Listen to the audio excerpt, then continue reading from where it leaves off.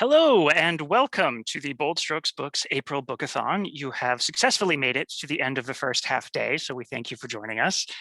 This evening, I have some amazing Bold Strokes Books authors, and we are going to discuss what we're calling a tale as old as time, or perhaps it's more like improv off the cuff, depending on how we're approaching it.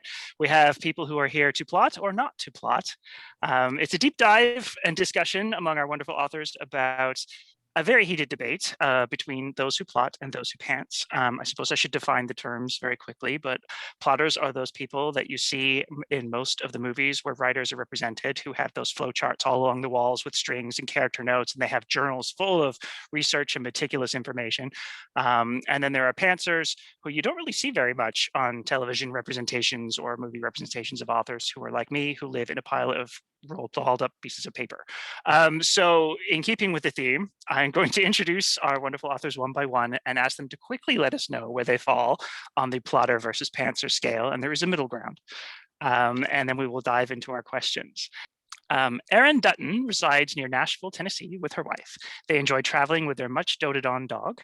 In 2007, she published her first book, Sequestered Hearts, and has kept writing since. She's a proud recipient of the 2011 Alice B. Reader's Appreciation Medal for her body of work. And Erin, where are you on plotter versus pantser? Well, I would say that I lean quite heavily toward the pantser side of the spectrum. Definitely. I sympathize with the little balled up pieces of paper and have often come home from work with folded pieces of paper from notes that I took at work, and to my horror, one time forgot them in my pants and they got washed and I lost all of those thoughts. So definitely not a plotter. Awesome. Solidarity. Next, we have Genevieve McCluer, who was born in California and grew up in numerous cities across the country. She studied criminal justice in college, but after a few years of that, moved her focus to writing. Her whole life, she's been obsessed with mythology, and she bases her stories on those myths. Now, are those myths plotted or are they pantsed? Well, I would say most of the original myths were pretty pantsed. There's a reason they contradict each other constantly. But I am like directly in the middle ground. Depending on the story, it will vary more to one side or the other, but I do a lot of plotting and a lot of completely ignoring what I plotted. Awesome. Plantser, I've heard people call that. Mm-hmm. Next, we have Felice Picano, who is the author of 25 books of poetry, fiction, memoirs, and nonfiction. His work is translated into 16 languages. Several titles were national and international bestsellers, including The Lure, Like People in History, and The Book of Lies. Felice, where are you on the plotter-pantser scale? I began my first 4 novels were plotted. Walls were not big enough for the plots that I had for them, especially with The Lure, where I had to know where all the characters were at any given time. And then I wrote a sort of memoir called Ambidextrous: The Secret Lives of Children. And that was completely by the seat of my pants. So nowadays, it depends upon what I'm writing, really. Perfect. Next, we have a 30-year veteran of a mid-sized police department, V.K. Powell, whose career spanned numerous positions, including beat officer, homicide detective, vice narcotics lieutenant, district captain, and assistant chief of police. And the whole time, no one knew that beneath the badge, Kevlar vest, and uniform rested the heart of a hopeless romantic. Now retired, VK devotes her time to writing and traveling, and she's in Australia right now, and my little Ottawa heart of ice and snow and hail is so jealous. VK, where do you land on the plotter-pantser? Oh, God. Hard plotter. I don't know about on the walls, charts and graphs and all that, but definitely a plotter. Okay. Yep. And finally, but not least, we have Jane Walsh, a Regency romance author living in Montreal with her wife and their cat. She's delighted to have the opportunity to put her studies in history and costume design to good use by writing love stories. Her most recent book, Her Duchess to Desire, came out in March. And Jane, where do we land on plotter versus pantser? I would have to say that I'm definitely middle ground. I'm like a hybrid model. My first book was 100% pantsed. My second book was 75% pantsed. And now the third one that just came out, that was about 50% pantsed. So I'm kind of like inching my way closer and closer towards full plot dumb, but I'm not there yet. There's definitely like a good mix of both plotting and pantsing. You'll get there. Don't Well, do I it. love that we Don't have a do it. spectrum. I love that we have a spectrum of people. That is fantastic. And I'm sure that our intrepid leader, Sandy, did that 100% on purpose. Okay, so I'm going to open this up with the first question. You all have well, you don't have necessarily a strength to one side or the other, or you're somewhere in the middle, but what do you find are the various strengths of the choice that you have made? And I'll run backwards up the alphabet this time. So we'll start with you, Jane. Well, there's definitely, yeah, there's pros and cons to both, definitely. I think for me, like the pantsing part of how I plot, like basically how I do it is the first 25 to 50% of the book has to be pretty solid, and the rest can be a bit more of a free fall. And it's when you have a lot of creative freedom, like you know kind of where you're going, but you can take like multiple paths. I find that can be a strength because I can write what I need to in the moment. Like my second book, Her Countess to Cherish, initially I thought that was going to take place in Regency London, like a lot of glitz and glamour and balls and social engagement and that kind of thing. I signed that contract in, I think, February 2020. So when I started writing it in March, it became a very interior book, very close scene. It was all like in this country house where people were just trying to like figure out themselves and the relationships they had with the people that were like really close in their sphere. And I don't think I could have written something with a lot of social engagements and parties and dinners and things because I was so shocked by what was happening. So I felt like in a way that gave me the freedom to explore like what I needed to without compromising my plot because I didn't have so much of one at the time. That's fascinating. Actually, I hadn't thought about the influence of everything we're all going through on plotting versus pantsing. What about you, VK? Well, I have to admit, I actually enjoy the process of plotting. Number one, because I do that particular phase of my process longhand, and I just love writing longhand. So I have all these notebooks full of my original notes of things that I'm going to work on. And then the second thing is I have to be organized. I'm a little OCD about it. So I have this whole process, the outline, you know, all the points that I took to get to the outline. And then I put all of that stuff into yet another format, but that's for another question. But I find that I enjoy it and it keeps me organized because sometimes when I'm writing, I kind of get lost in the process. So I go back to this outline and think, okay, well, that's kind of where I was. I'll pick up there. So, yeah. Nice. And it's kind of like, for me, it's kind of like the outline is a gift wrap tease. And then I get to start writing the story and unwrap the plot and the characters as I go along. So yeah, but the organizational part keeps me on point. Nice, very nice. Felice, the strengths of your plotter pantser mélange? Yeah, again, I have to go back to the type of book that I'm writing at the time and how long it is, because I write in different lengths, and how many characters there are and how many scenes there are. One of my longer books called Like People in History, I showed somebody my outline for it, and he said, my grocery list is longer than that. But I worked off that list. And I'm really glad that I had it because, as VK said, sometimes you get lost in what you're writing and you need to touch base. So I'm like half and half. Thanks, VK. Perfect. Genevieve?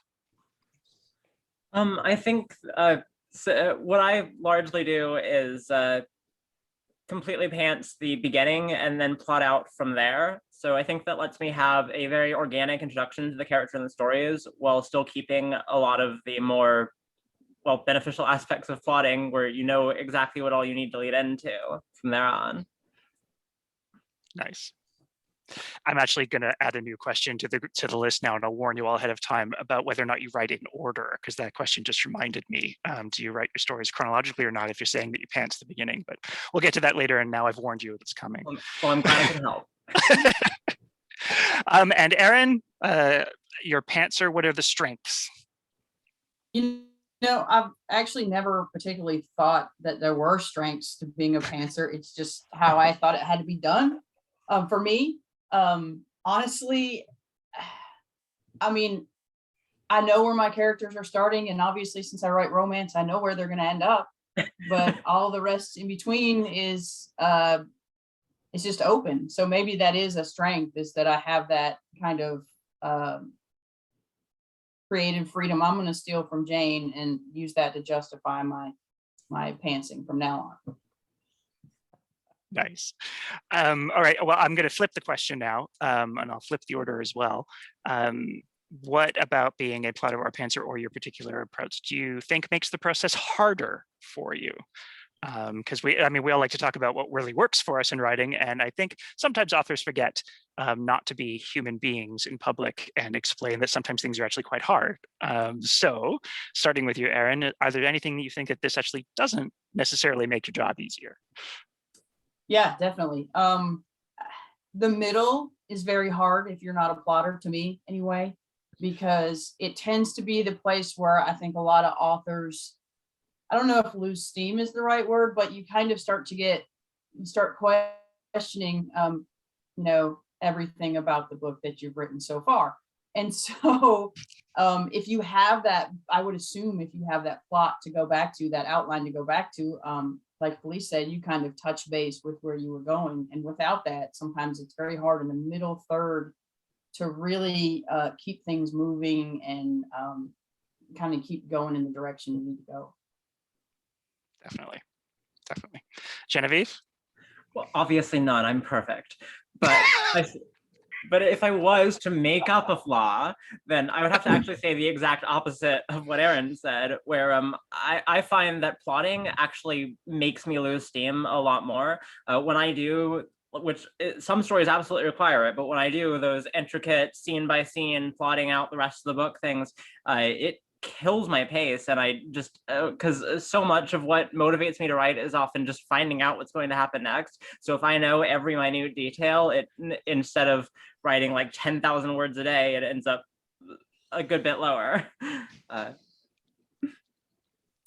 I totally understand that. That is very much my method of writing as well, where like it's fun to write the scene, but if I've plotted out the scene, it's not as fun. Yeah. Felice? So if I have my small outline, which nowadays I usually have small outline, and I'm writing along with the book, sometimes it's just, I'm just going ahead, and it's like I'm a pantser, and I'm really charging up. And then as I get toward the end of the book, I start getting nervous. Probably not the only person.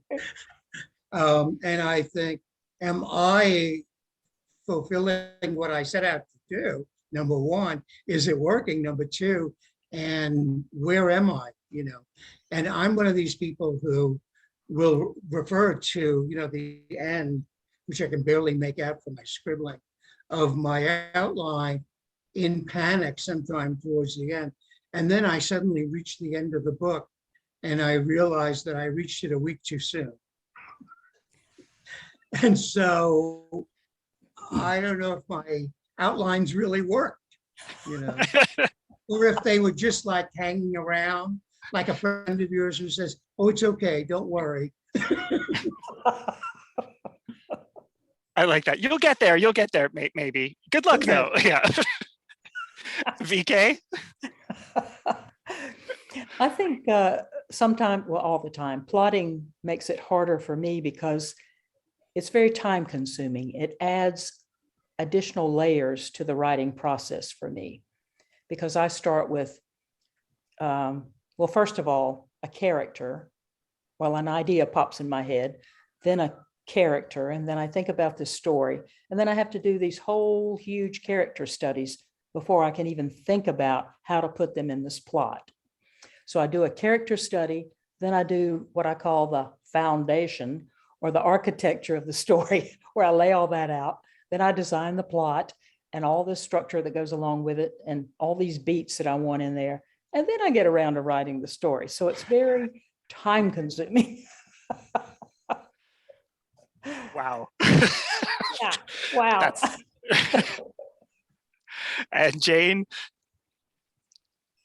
Well, for me, I'm going to touch a bit on my particular genre. So I write historicals. So not only do I have plots and characters, but I also have quite a lot of research. And I know everybody does have research, like contemporaries, you know, horror, fantasy, everybody has research. But there's definitely times when I have pantsed something and I was like, yeah, this is how it was. And then I do some kind of backup research and it says, no, that's not how it was. And then you have to rewrite, where if I had maybe plotted and researched a little more in the beginning, I wouldn't kind of come up across that brick wall. But I usually do my first draft. There's an outline, but there's definitely a lot of free fall. And then I do supplementary research after that first draft. And that's when I discovered things like in my current novel, one of the love interests is an interior designer.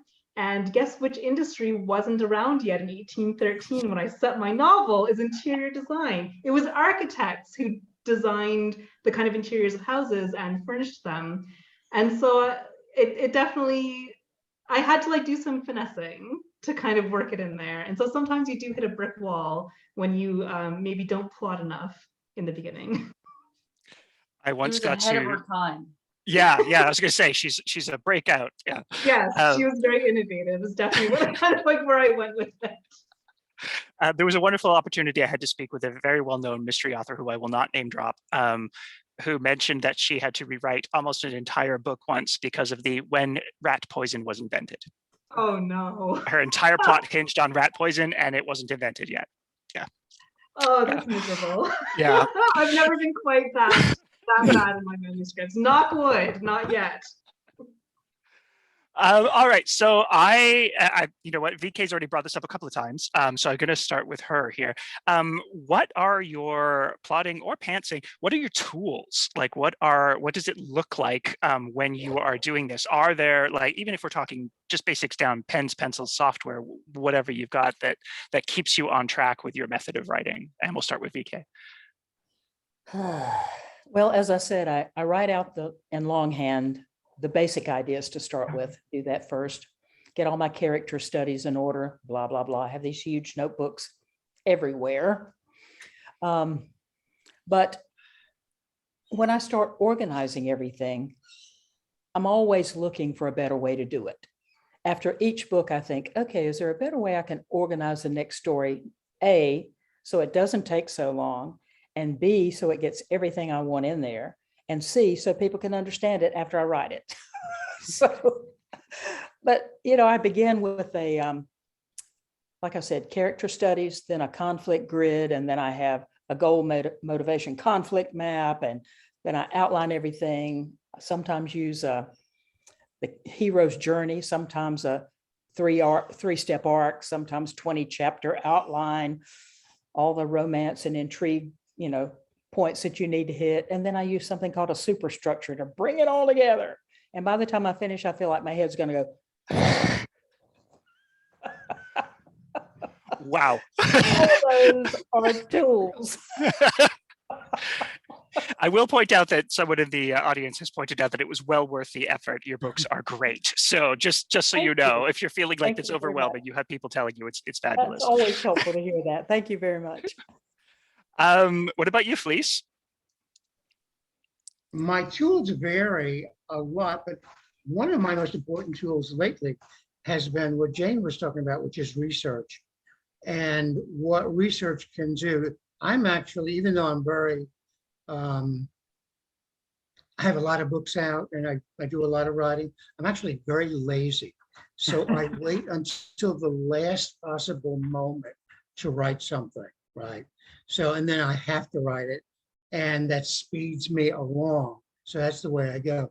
But usually I'll do a lot of research. And one time I was doing a short novel by the pants. It was collected in my BSB book called 20th Century Unlimited. And there were two novellas that are unusual time travel stories. And one of them, here it goes back to 1935 Hollywood. And I was about maybe 2/3 of the way through the book, then I thought, well, I don't really know what Hollywood was like in 1935. I was not born. I don't know anybody who was born at that time. There's nobody alive to tell me. So I started going online, and I lucked out because Ansel Adams, the great photographer that we know from Yellowstone and Nature, his estate had just released all of his photos to the LA Public Library. And among them were 5,000 images he had done for the WPA from 1934 to 1940. Oh, So wow. suddenly I had all these wonderful images, and they either confirmed or denied certain things that I had, but they just made me feel comfortable that I knew what the LA, and especially the Hollywood, what it actually looked like, how tall the buildings were, how wide the streets were, how few the cars were on the streets. And that was just, I couldn't have paid money for that. Oh, that's brilliant. Yeah, that's fantastic. Oh, wow. Yeah, I can't imagine bumping into the trove exactly when you need it. That sounds like such kismet. What about you, Jane? I'm a big fan of the old Excel spreadsheet. So when I do my plotting part of the process, I have a pretty detailed spreadsheet where I have the scene beats, character point of view, conflict notes, word count, the percentage of how much of the book has been written, all sorts of little details in this Excel spreadsheet. So that's kind of my main organizational tool. Like everything goes back to that one document. And then I just have endless folders upon folders on my desktop. Sometimes, the whole, like when the whole screen is just folders, and there's research notes and images and all sorts of things, but it's not super well organized. And sometimes it's just called like research 1, photo 5, that kind of thing.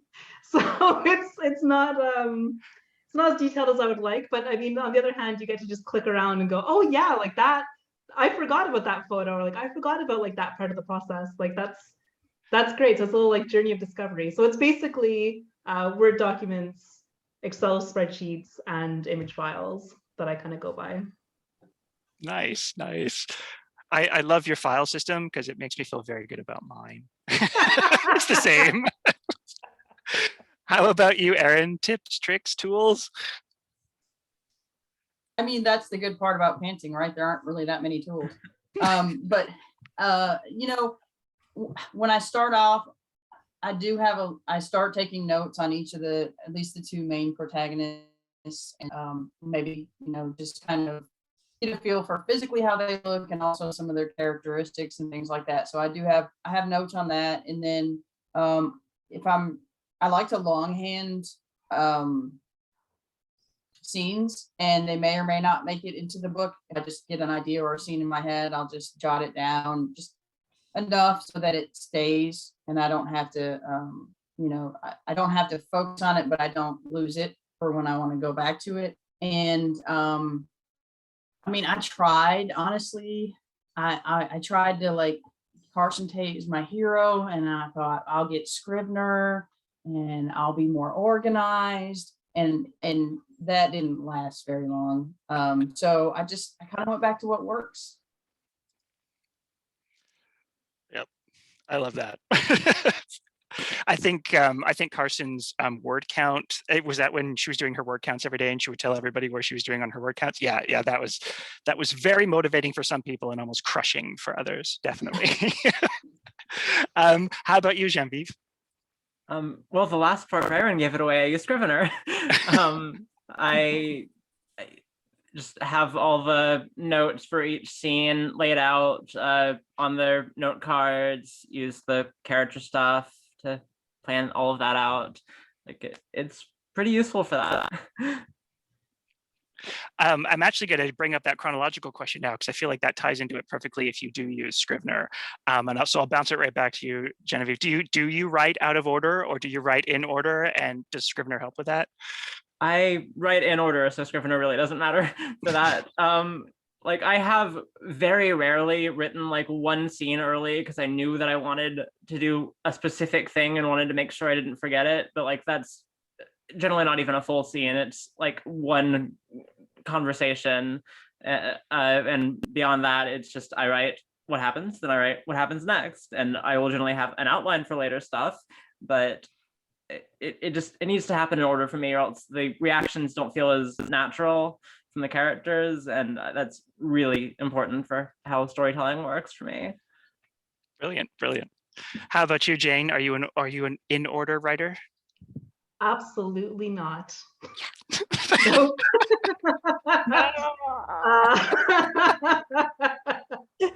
The only cardinal rule is that I cannot write anything in the last 25% before the first 75% is done. But that first 75%, that's a lot of book that you can write in kind of any order. I usually have like a 1-sentence note for like a scene that I would skip. Like I know what maybe could go there, but sometimes there are blank holes that I know like a good 10,000 words need to go, which is quite a lot. And it does make it difficult. Like what Genevieve was saying was that, you know, like if you go in order, like the reactions are a bit more natural, like you know the progression of things. I've written things out of order, you know, 5-10 scenes down the road, and then I have to go back and write scene 2 or 3, and I'm like, oh, but this doesn't work at all, like for what I set up later. And then you have to change what you had kind of thought you would do earlier. So it makes it a bit messier, but sometimes I don't know how to approach a scene. Sometimes I think it's going to be too difficult, or like I just don't know how I'm going to resolve a certain problem. So I'm like, I have to skip it. And fun Jane Walsh fact, all of my love scenes are the very last scenes that I write in a book. Those are always the last words on the page are the love scenes, because I feel like I get to know the characters perfectly throughout the whole book. And then with that knowledge, you can really invest that emotion and those feelings. Like those are the only scenes that I really find easier to write out of order. Everything else, it's out of order and it's not easy, but it's my process. Oh, I love it. I'm just soaking in the validation, honestly. And you, Erin?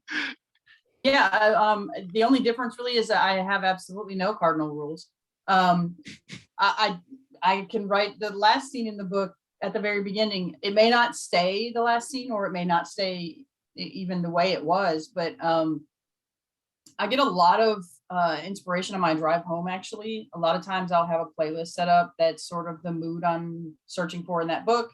And so I'm listening to that playlist and get scenes kind of coming to me in my head. So as soon as I get home, I'm starting to write them down. And, you know, it could be halfway through the book and I'm still at the beginning.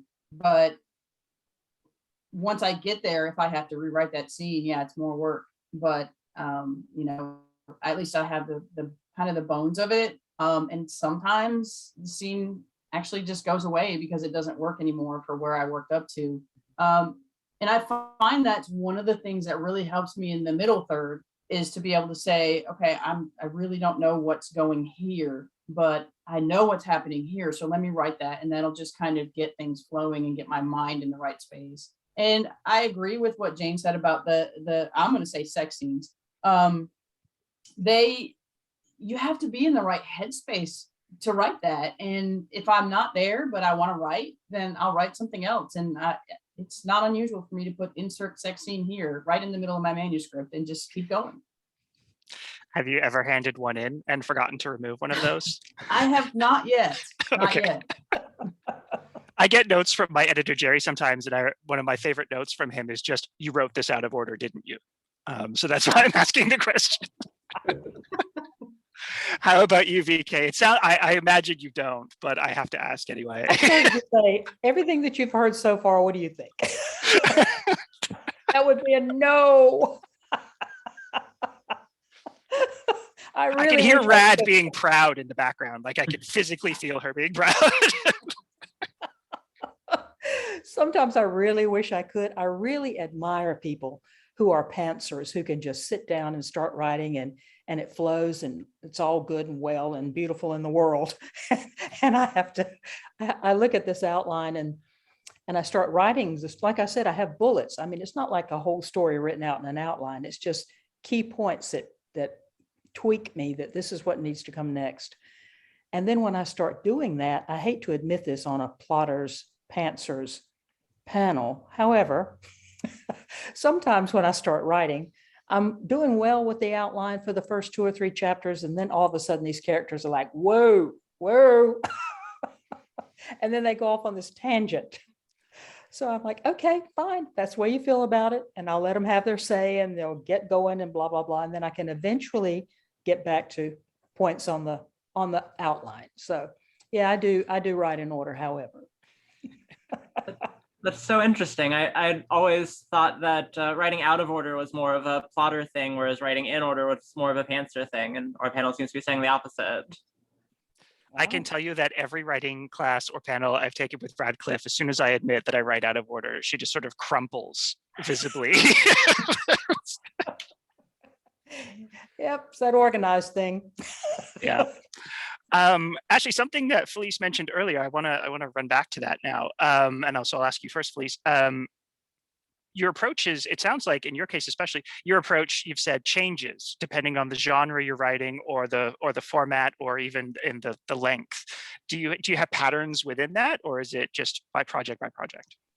I don't have patterns. One of the things that I that I learned as I've gone along is that every story has its own structure. So what I look for, rather than a plot or anything else, actually, is what that structure is going to be. And sometimes I'm very surprised by it. In writing, a lot of times I'll write up to a climax. And sometimes, like Erin, I'll write that climax, that climactic scene, so that I can write up to it at a certain point. And I have this idea that, especially fiction, is rhythmic. And if you have a variety of smaller climaxes that go up to the last one or the final one, it should work out okay. So in that regard, I'm a pantser. But I wanted to address something that BK was talking about, which is the depth of her characterization before she starts writing. I was doing that for a while, and then somebody either told me or I dreamed that somebody said, the only way to really do a character is to find out what part of the body they don't like.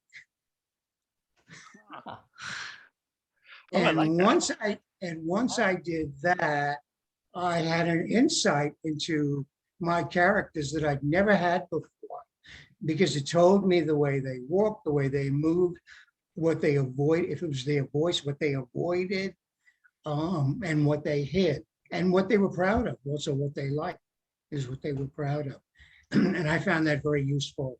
And I throw it out there for anyone to use or throw away. Good. No, that's a great character question to ask. Yeah, I It love is. that.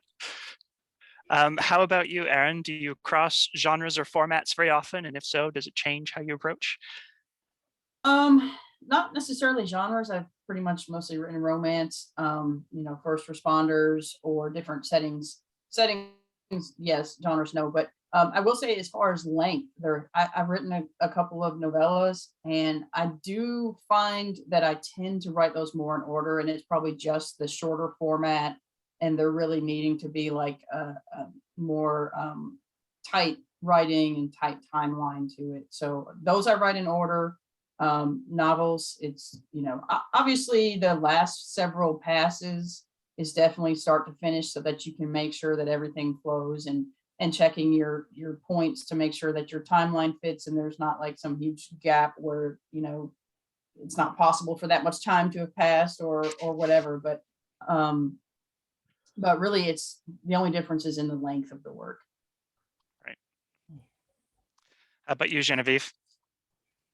Well, for anything that is more of like a mystery story or even just slightly similar to them, you definitely need to plan a lot more. I try to any twist that I'm going to need to deal with, I have to try to plan a lot more extensively around. If there are more characters in the story, then most of the time I want to plot a lot more, because all those perspectives can really muddle things instead of just switching between two.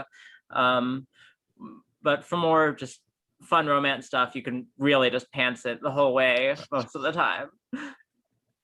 Oh, I love it. How about you, Jane? Have you? I know you do historicals. Do you ever drift into different historical periods? Does that even change how you approach the writing? No, everything I've done has been one particular year 1813 London. That's my year, and I've stuck to it pretty well. And I feel like I've been reading historical romances, specifically 19th century historical romances, for like 30 years.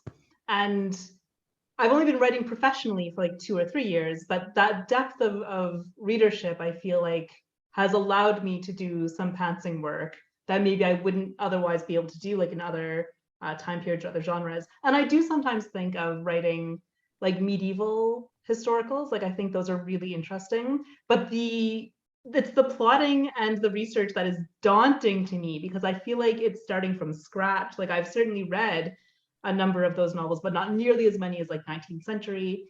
And it's kind of overwhelming to think of how much I'd have to plot out. And someday I might do it. Someday I might really put my foot down and say I'll do it. But for now, 19th century. I love that you have a year. That is so astounding to me. That is awesome. And how about you, VK? I tend to stick to romance/romantic intrigue. So my process remains pretty much the same. The only time that I tend to deviate is if I do short stories. I can get a little pantsy on short stories, which is kind of fun, you know, to be able to just dabble in that a little bit and know that I don't have to do it all the time. So I'm just kind of sneaking out there a little bit. Nice. I'm just going to take this I know moment. this is being recorded, and I can't wait to rewatch VK saying she can get a little pantsy. Yes. Thanks, Erin. I'm going to take a moment to mention the ebook sale just before we keep going. The Bold Strokes books little name has popped up on the side scrolling there. You'll probably seen it going by. Just a reminder that all of these wonderful people there, you can nab some of their books on a flash sale for the duration of this weekend. So please do. Obviously, you have been tempted by all the wonderful things they've been telling you about their process. So now is a good time to go toss a few books into your book cart from the Bold Strokes Books web store. Oh, they've just refreshed the link right there for me. It's like there's a little elf that's following and paying attention. All right, so I am actually going to throw a question at these wonderful people who I did not give them this question ahead of time because it's on the theme. And I'm going to ask them what the biggest surprise has ever been when they've been writing. And I feel like I'm going to drop this one immediately on VK because VK is so structured and organized that it almost seems most appropriate to ask her first about something that ran off from the plan. See, I knew you were going to do that. And I have this bad rap. I mean, you know, not really like that all the time, only when I write. But I think I've already mentioned it. Part of the thing that surprises me most is that when I'm writing to my outline, sometimes my characters do go off script. You know, it's like something about this isn't okay with them. And I have to honor that, you know, because you have to be authentic with your characters. So I let them have run of it, and I just go, okay, fine. And then when they're done, they're like, okay, back to you. So, you know, that's what surprises me sometimes, and I enjoy it when it does happen. How about you, Jane? Well, for me, all of my secondary characters in every book I've written are pantsed completely. Like they come on the page, they don't have names, they don't have backstories until they just march on and they start talking. And that's where a lot of the surprises for me come from. Like, first of all, there's surprises in terms of what I uncover about like the love interests, because a lot of the dialogue kind of ends up going like, oh, like interesting, like I hadn't thought of that. But their kind of banter back and forth reveals so much to me as a surprise. But probably like the most surprising secondary character I ever wrote was near the end of my second book. And, you know, one of the love interests was going through a heartbreak, and they ended up in this Molly house. And like there were Molly houses throughout like the 17th, 18th, 19th centuries. And they were kind of like ye old gay bar. And so I ended up writing ye old drag character. And he stayed in the book. And that was probably the most surprising thing I've ever kind of done when I was writing. Nice. How about you, Felice? What's been one of your bigger surprises that you bumped into in the process? Writing my first novel, and I needed a servant. It was set around at the turn of the 19th to the 20th century, early 20th century, and I needed a servant. And this woman named Mrs. Lamb walked into my book and then would not leave. And she had a character, she had a background, she had all kinds of things. And in the end, I ended up utilizing her for what it was worth. And both Jane and VK spoke to this, the fact that there seems to be this great waiting room of minor characters from central casting. And every once in a while, they push through the texture of your book to get themselves known. Oh, I love the idea of them just waiting in the wings, literally waiting in the wings. That's a great image. You're also getting a lot of positive comments, Felice, about that character quirk, about thinking about the thing they like least about themselves or their body. Oh, good. It's really cool watching that pop up in the chat. How about you, Genevieve? What's been your biggest surprise in one of these processes? Well, the biggest one that I can think of, at least that was anytime recent, was in my latest book, Cold Blood. So I don't want to be too spoilery for it, but I will say that there is a secondary villain who gets who's fairly major to the story, gets a bunch of build up, and I realized that there is absolutely no way that my main character would have handled him in the way I'd originally expected her to. So let's just say he doesn't get to monologue much. Oh, I love it. I love it. And Erin, have you had any big surprises? Well, at first I want to say, Genevieve, I just read that book and it was incredible. And I know exactly what you're talking about. And I love the way that you handled it. Thank you. It was perfect for the character. I mean, that's the good thing about pantsing is everything's a surprise, right? I don't know what's going to happen when I start the book. I know I have two characters who either don't believe they belong together or just flat out don't like each other. And by the end of the book, they're going to be in love. And that's all I know. I'm simplifying it, but so everything is a surprise. But like everyone, I kind of want to echo what everyone else said. A lot of times the secondary characters can really be, you kind of fall in love with them more than you expected to, or they add more texture, which than you really expected them to. And it's not just like a cardboard cutout that your main character bounces ideas off of, which, I mean, hopefully none of our characters are cardboard cutouts, but it just, a lot of times the secondary characters can really be a surprise. Okay, but now I want to write a romance about a cardboard cutout. It's like Mannequin, but updated for like CanCon sort of adventure, right? Yeah. Just like a comic book store cutout of a superhero. Yes. Perfect. Actually, that Flash is a Stanley great. needs love too. Yeah. That is actually a great segue to another surprise question. And I'm going to aim it right at you, Genevieve. What comes to you first, or do you have a what comes to you first? Is it like a plot, a character, a setting? Is there a pattern to that for you, or has it been a bit random throughout? Usually it's that I come up with a basic idea first, and then I don't really write it until I get another piece of the story. Like I had my second book, Olivia, I had the basic plot before I'd even written my first book. And but it wasn't until several months later where I realized it's old enough I can spoil it at this point. It's a sequel to Othello. And when that hit, I just immediately rewatched Othello and then started writing on it. Brilliant. Oh, I know I love your whole thing of being based on mythology, and so yeah, that's like catnip to me. How about you, Felice? Where do you generally start? Again, as Genevieve said, with a concept, but more often it's with a scene of conflict or of discovery or of achieving something or failing to achieve something. And that sticks in my head, and I want to find out why it's there and how it got there. Nice. So it's almost like you're uncovering it as you go. Yeah, discovery. Yeah. How about you, VK? And can I maybe tweak the question and ask, like, I loved the novel with the artist who helped the victims. Face. Yeah, that was brilliant.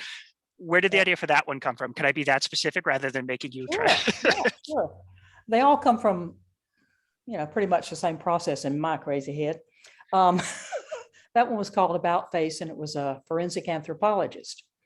And I'd been watching one of those crime stories on television, where they put the face back together and this person does it. And I thought, oh, I wonder what that's all about. Well, that was probably, Jane said earlier something about all the research she has to do. I don't call it research because then I just get bogged down in it. I call it reading. I did extensive reading about this subject. And then I also called the woman in California who wrote the foremost book on forensic anthropology and said, do you mind if I ask you a few questions about the process? And she was like, no, I don't mind. So she was very, very kind in her time and information with me. So that kind of got me started on that. And usually it is just something like that. I'll see something or hear something and, ask the old question, what if? And then the next thing, weirdly, that has to happen for me is I have to have a title. Before I can even think about the characters, I have to have a title. Yeah, I know, weird again. I cannot tell you how many things I've handed into my editor that are still listed as untitled. Oh my God. We'd be more different. I like having a title also. Wow. Oh, thank you, Felice. Wow. Okay. Erin, how about you? Where do you find your start? It varies. For example, my second book, Fully Involved, it was definitely character driven. Reed, the firefighter that's the main character of that story, just kind of appeared fully formed in my head, fresh off a fire scene in turnout gear. And I mean, you can picture it, I guess, but so that's where that one started. And sometimes it's just an idea of theme, with one of my books, I wanted to write about a family restaurant. And so that's kind of where it started. But with the first responders books, it's typically I'll write something else and then I'll go, okay, it's time to write another first responders book, because that's the world that I enjoy writing the most, and it's kind of pulls from my day job. And so I mean the research for it is fairly simple. I go to work and I love that. I cannot tell you how many characters I've written who have retail jobs specifically around the book industry. Yeah. And Jane? For me, it's characters and vibes. And that is like really where I start. Like my second book, I knew was going to be like a spoiled socialite and a non-binary blue stocking. And my recent book, I knew it was going to be an icy ice queen duchess and this kind of warm-hearted interior designer ahead of her times. And I usually start like one document that's just really kind of like flowery prose that doesn't really make it into the book, but just like a few paragraphs, like really about the mood, like, like her woolen plaid gown and her, the ruffles of her linen petticoat and the puffs of, cold breath in the air. And it's just really about the setting and the mood. And that really kind of starts me off on the right path when I start a new book. Wow. Okay. And because of what VK and Felice said, I have to know, even if it's just a raising of hands, do you need a title before you all can write? Hands up, yes, no? I don't need one, but if one develops, it will help me. One of the things it does for me is sets the tone. Okay. Because a mystery title will be different than a romance title, will be different than a historical title. And I think they all, and I think the title helps with that. Go ahead, Genevieve. I'm generally pretty lucky to have come up with even a placeholder title by the time I start writing a book. Sometimes it happens, like, again, Cold Blood actually had its title from the beginning because it's a revenge story about vampires, and that just works really well. Revenge is the distress of cold-blooded murder. It just all worked. Brilliant. Yeah, no, I am not kidding when I say I've handed things into my editor with no title, and he has titled my books. Like, bless you, Jerry Wheeler, if you're listening. Okay, so we are down to the last little bit. So I am going to ask you all to take turns talking just a little bit about your most recent release. Let everybody know what it is, where they can find it, and maybe give you some random fact or them some random fact about how it got put together. How about this time we start with Felice?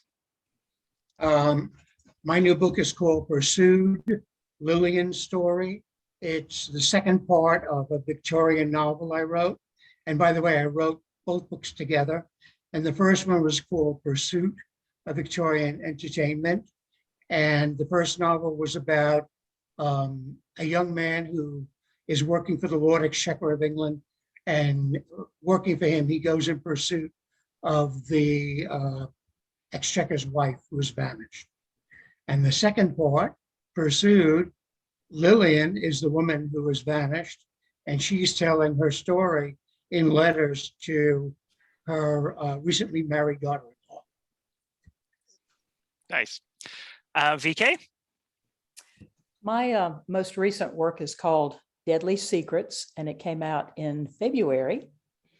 And fun fact, I was on vacation with some friends at a nearby lake in North Carolina, and we started talking about the lake itself and its history and some things that have happened there.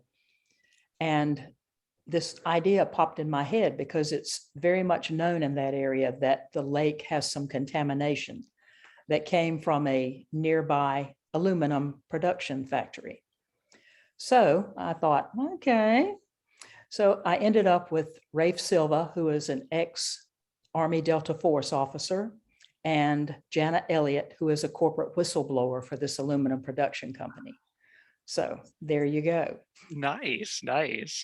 How about you, Erin? What was the most recent and what can we expect? Yeah, so the most recent was My Secret Valentine. It's actually, I have one of the 3 novellas in this collection along with Julie Cannon and Anne Shea, and it was also a February release. I was kind of, I'm going to say, in between projects. It's a nice way of saying I wasn't writing. And I got an email from Sandy, and she said, we're putting together this novella collection. Would you like to, write one of the 3 stories in it? And the interesting part was not only writing a novella, but writing a novella to a theme was different for me as well. Yeah. So that was kind of an interesting process. Yeah, I just took part in one of those as well. Yes, it's very weird to have it sort of handed to you with that theme on the plate. It feels a little too much like plotting, but I enjoy it. I love it. How about you, Jane? My newest book is Her Duchess to Desire, which came out in March. And I came up with this book because I really wanted to write a marriage in trouble story, but to queer that marriage. So in this book, the Duchess is married to a Duke, but both of them are gay, and they've entered into a lavender marriage to kind of protect themselves and their community. And I really wanted that to be like a strong part of the narrative, was kind of the Duchess. She's having a lot of trouble with the Duke and his decisions, and they have to kind of repair their friendship at the same time that she's falling in love with somebody else. So that's my book, and I hope that people enjoy it. That sounds awesome. Right. And Genevieve, to close us out. All right.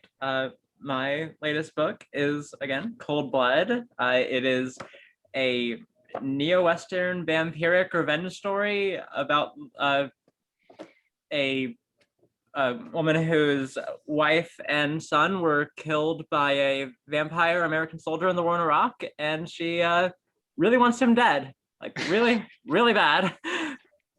I love it. All right, so well, thank you all very much. And thank you all for the audience for your little comments. That was lovely, thank you.